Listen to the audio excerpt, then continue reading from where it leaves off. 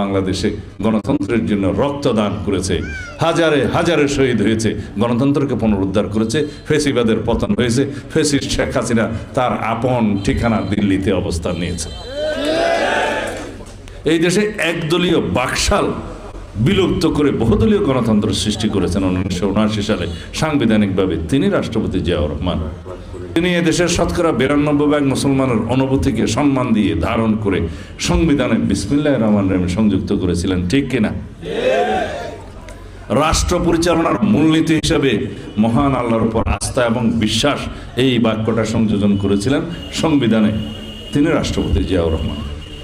এর পরের ইতিহাস গণতান্ত্রিক সংগ্রাম, স্বৈরাচার সামরিক শাসন বিরোধী সংগ্রাম।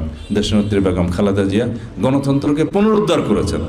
91 সালে সংসদীয় পদ্ধতির সরকার চালু করেছেন এবং 96 সালে জনতার দাবির মুখে তিনি এদেশের জন্য নিরপেক্ষ নির্বাচনের ব্যবস্থা করার জন্য তত্ত্বাবধায়ক সরকার পদ্ধতি চালু করেছেন।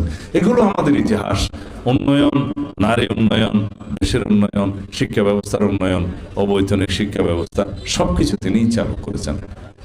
বাংলাদেশে গণতন্ত্রের জন্য রক্তদান করেছে, হাজারে হাজারে শহীদ হয়েছে, গণতন্ত্রকে পুনরুদ্ধার করেছে। ফেসিবাদের পতন হয়েছে, ফেসিস্ট শেখ হাসিনা তার আপন ঠিকানা দিল্লিতে অবস্থান নিয়েছে।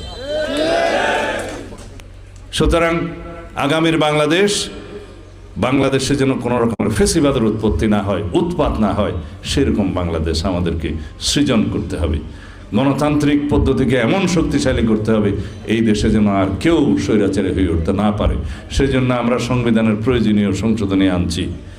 এদেশের মানুষের গণতান্ত্রিক অধিকার, সাংবিধানিক অধিকার, ধর্মীয় অধিকার, সমস্ত মানবাধিকার প্রতিষ্ঠার জন্য সেরকম একটি সংবিধান আমরা রচনা করব।